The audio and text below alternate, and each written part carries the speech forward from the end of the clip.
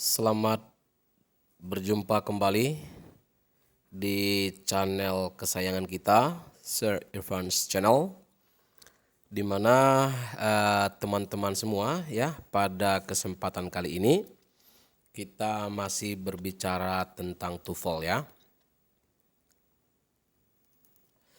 Yang akan kita bahas pada kesempatan yang berbahagia ini adalah TOEFL Introduction, yaitu kisi-kisi soal TOEFL ya. Nah, di mana teman-teman semua bahwasanya seperti yang kita ketahui ya, TOEFL itu ada 3 sesi ya, seperti yang sudah kita bahas juga pada video sebelumnya tentang cara perhitungan skor TOEFL ya. Yang pertama yaitu listening comprehension, itu ada 23 skills ya. Kemudian yang kedua atau sesi yang kedua adalah structure and written expressions, itu ada 60 skills. Sedangkan sesi yang ketiga itu ada reading comprehension, itu sebanyak 13 skills. Nah, jadi teman-teman, Anda beruntung sekali ya berjumpa dengan channel ini.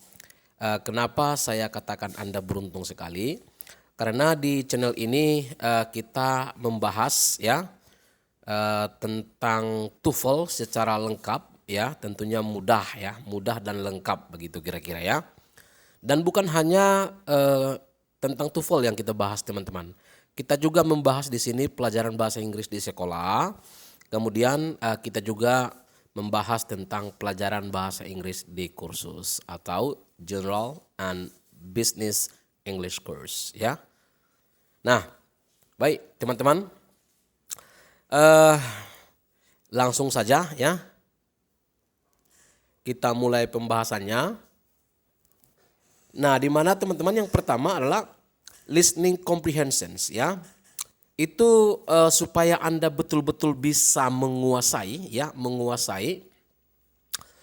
listening comprehension pada tes TOEFL itu, Anda harus belajar ya tentunya dan berlatih ke 23 skills ini ya. Pastikan masing-masing skills itu dipahami dengan bagus ya, kemudian dilatih ya, didengar-dengarkan. Nah, kabar baiknya adalah di channel ini sudah diunggah ya, sudah diupload ya, recording beserta dengan soal dan kunci jawabannya ya. Nah, jadi recording itu akan terus kita unggah sampai nanti habis ya, atau selesai ke 23 skills ini. Jadi tetap stay tuned ya teman-teman ya di channel kita ini supaya Anda mendapatkan pengetahuan yang lengkap. Oke? Baik. Skills yang pertama teman-teman itu focus on the last line ya. Focus on the last line. Dimana pada soal listening TOEFL itu teman-teman biasanya memang jawabannya itu ada pada orang kedua atau the second speaker atau the second line ya. Nah, bukan berarti Anda tidak memperhatikan the first speaker, itu juga diperhatikan, tetapi fokusnya ada pada orang yang kedua atau the last speaker or the second speaker ya. Skill yang kedua teman-teman adalah choose answer with synonyms ya. Nah, ini berkaitan dengan kesamaan makna kata ya, the similar meanings of two words or more ya. Kemudian yang ketiga adalah avoid similar sounds ya. Nah, teman-teman biasanya similar sounds ini membingungkan ya. Kenapa? Karena bunyi-bunyi yang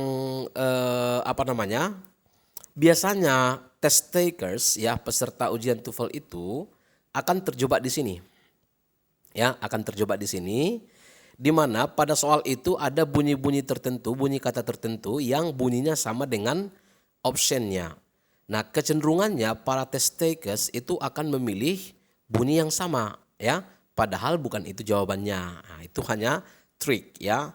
The questions are very very tricky ya. Pertanyaannya sangat menjebak. Jadi itu nggak boleh dipilih ya. Yang sama bunyinya tidak boleh dipilih karena pasti bukan itu jawabannya.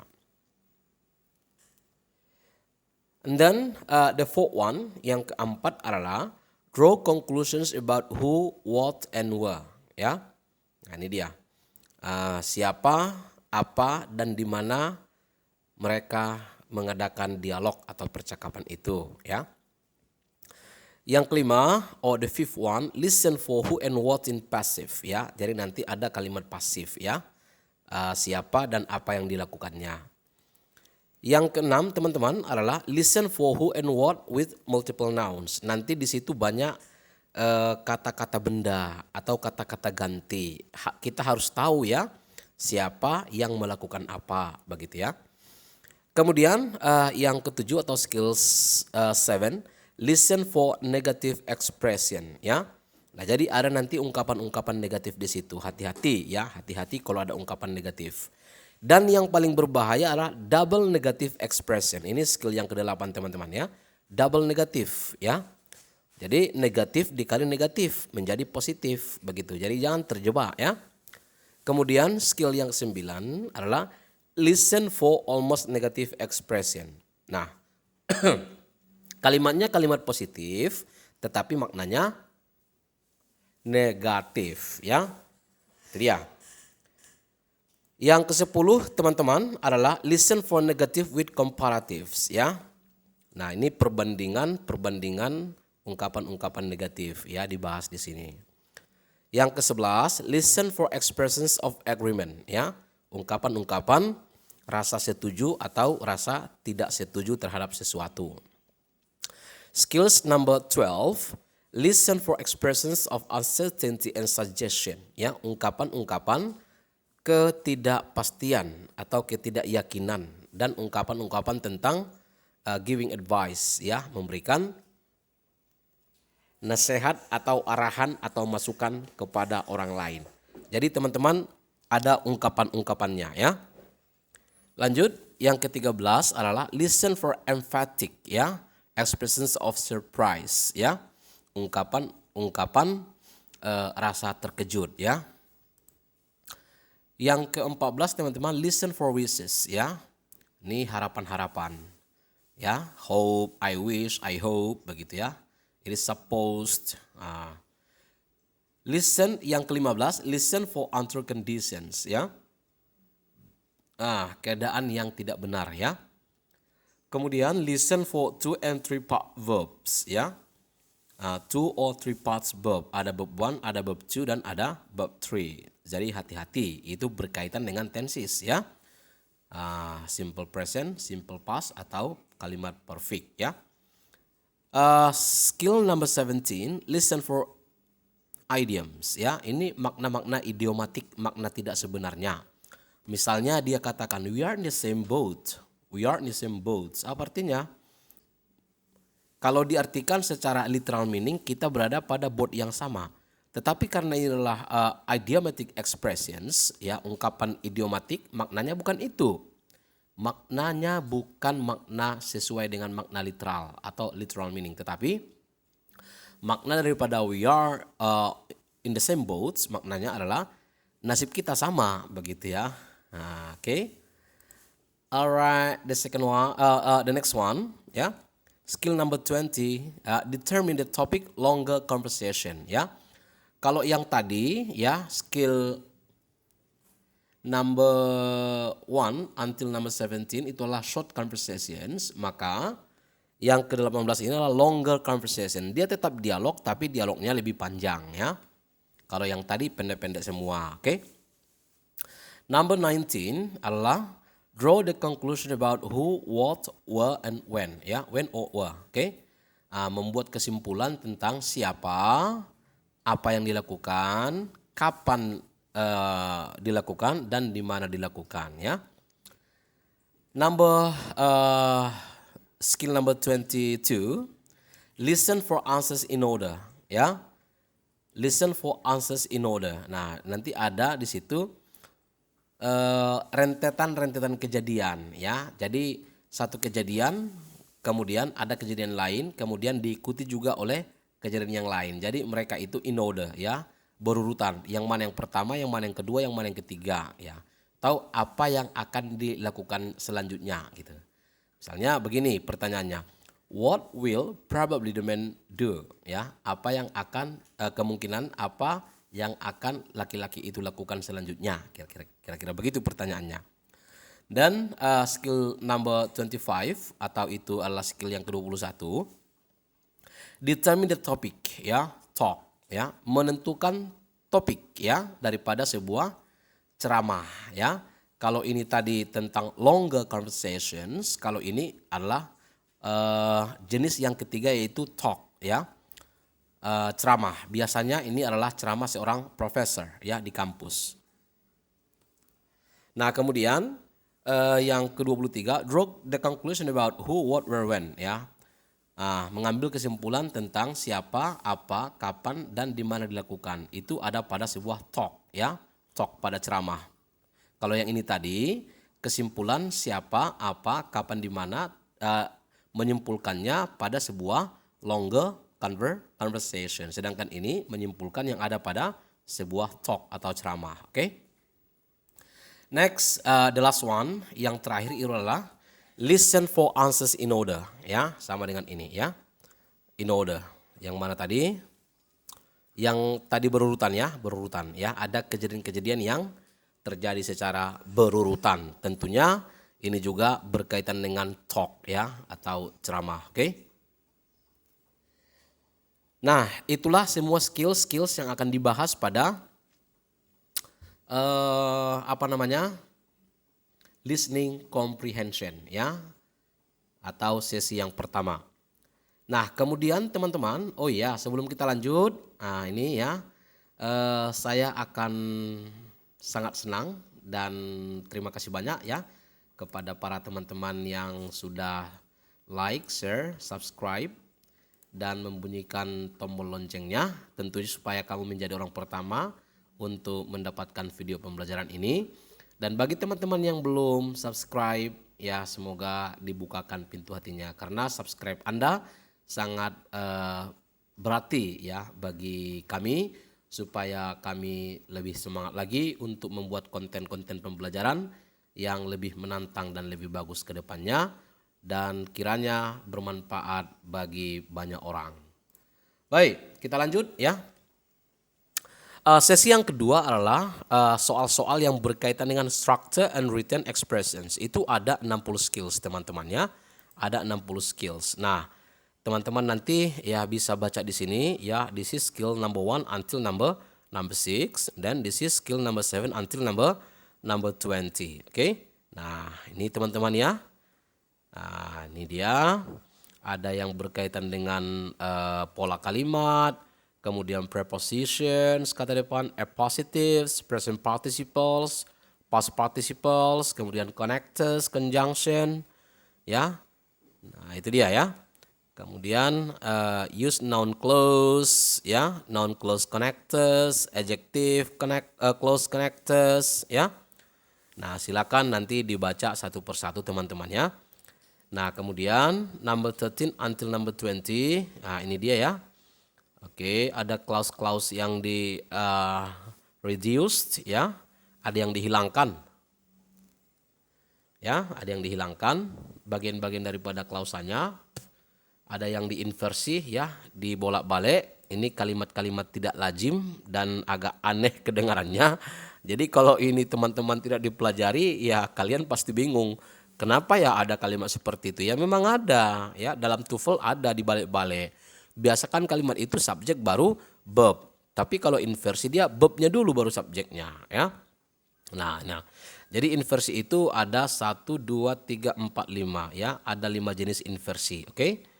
Atau pembalikan ya, subjek predikat menjadi predikat baru subjeknya ya. Oke, lanjut teman-teman. This is skill number 21 until number 27 ya. Nah, ini skillnya. Oke, kita lanjut. Number 28 until number 34 ya. Ini dia teman-teman. Oke. Dan skill number 35 until 43 ya. Ini ya. Oke, silakan dibaca nanti teman-teman ya supaya tidak gagal paham. Oke. Nah, kemudian 44 until 52, ini dia skillnya. Oke.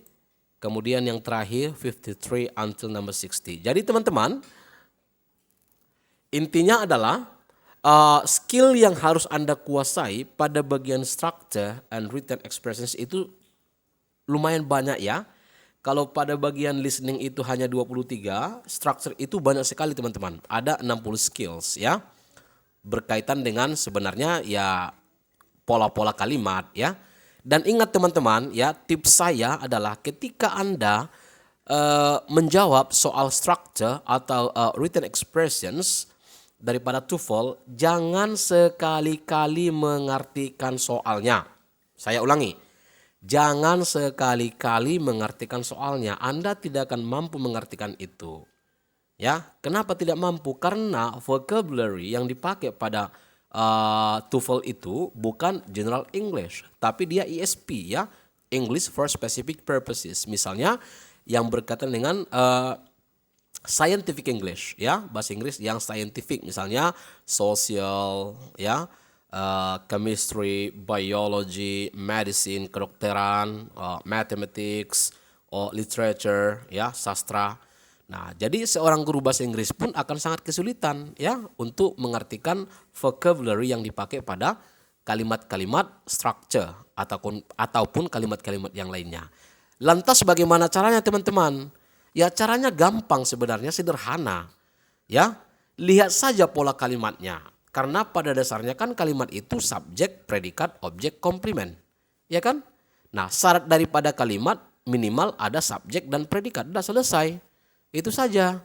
Nah, jadi sekali lagi saya tekankan, jangan sekali-kali mengartikan soalnya, tetapi lihatlah bentuknya atau polanya.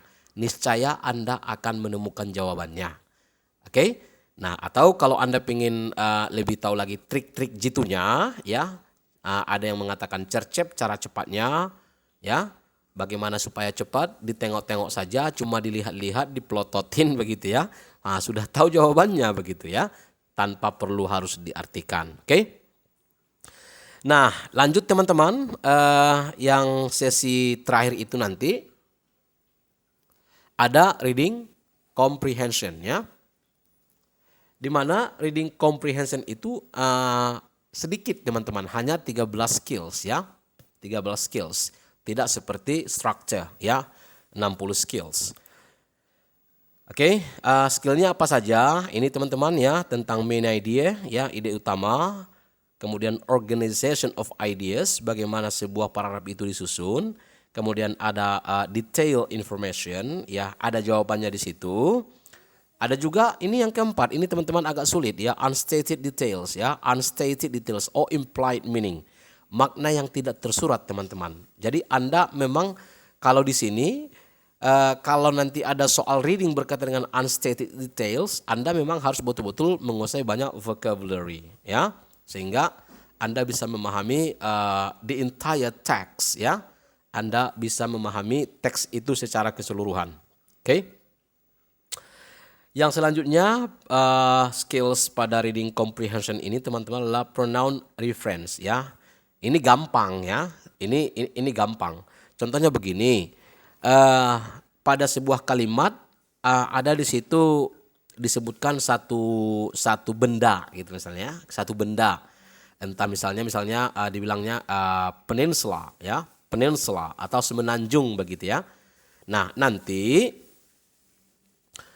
pada soal ditanyakan dia ya. Begini.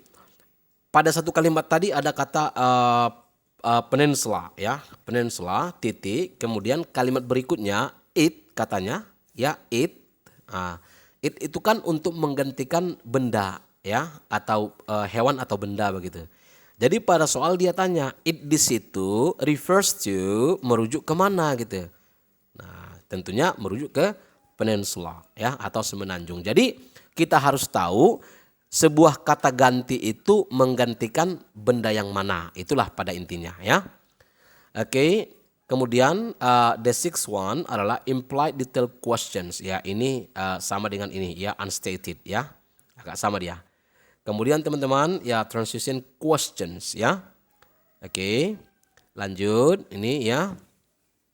Nah, boleh dibaca ya teman-teman ya.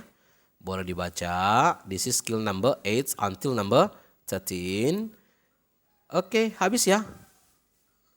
Ya. 13 skills ya, 13 skills. Nah, jadi teman-teman, untuk apa Anda menguasai ini semuanya ya? Saya tekankan kembali supaya Anda mendapatkan big picture ya, big picture, gambaran secara keseluruhan. Ini ibaratkan sebuah benda, ini bendanya TOEFL ya. Bendanya TOEFL, isinya apa begitu? Isinya apa? Nah, jadi Anda mendapatkan gambaran real. Isinya 3. Yang pertama listening comprehensions ya. Itu ada 23 skills. Kemudian structure and written expressions ada 60 skills. Kemudian yang terakhir adalah reading comprehension ada 13 skills. Oke? Nah, jadi itulah semuanya teman-teman. Jika Anda betul-betul ingin sukses berhasil mendapatkan skor yang tinggi pada TOEFL ini, ya semua skill-skill itu harus Anda kenal. Terus Anda pelajari, terus Anda banyak berlatih. Oke? Practice makes perfect. The more you repeat it, the better. Semakin sering Anda ulangi, the more you exercise the better. Semakin sering Anda latihan, tentu hasilnya akan semakin bagus. Oke teman-teman, saya rasa itu yang bisa saya sampaikan pada kesempatan kali ini. Semoga kita semuanya sehat-sehat selalu, semakin sukses, dan kita bisa berjumpa kembali pada video pembelajaran selanjutnya. Thanks for watching. Thank you. Bye-bye.